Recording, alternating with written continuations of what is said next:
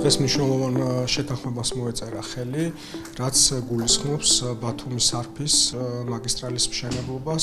ზოგადად აზიის განვითარების ბანკის როლი მნიშვნელოვანი არის საქართველოს ინფრასტრუქტურის განვითარებაში და ჩვენ ვიმედოვნებთ, რომ ბევრ ახალ პროექტზეც გვექნება ანალოგიური შეთანხმება. და ასევე რაც ყველაზე მნიშვნელოვანი არის, გვქონდა საუბარი სამომავლო გეგმებთან, თუ რა არის ჩვენთვის სტრატეგიულად მნიშვნელოვანი, რომელი პროექტების განხორციელება და იმედი გვაქვს, რომ მათი მხარდაჭერა ამ პროექტების განხორციელებაში იქნება ზუსტად ისეთივე დოზით და კიდევ უფრო მეტი, რაც აქამდე ხორციელდებოდა.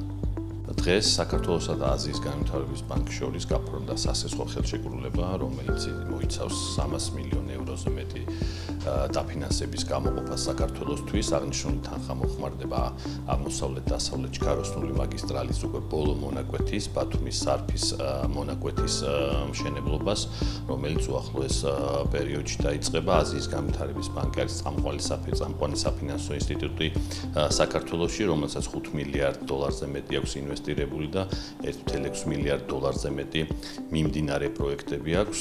ამ მიმართულებით ჩვენ ვაგრძელებთ თანამშრომლობას აზიის განვითარების ბანკთან და ის პროექტები, რომელიც როგორც ინფრასტრუქტურული ნაწილი, ასევე რეფორმების მიმართულებით არის დაგეგმილი, შეუფერხებლად განხორციელდება. ADB is very pleased to have been supporting Georgia's road strategy for the past decade, and this project, the Batumi-Sarpi Road, is a very tangible result of that partnership, or will be when it is built.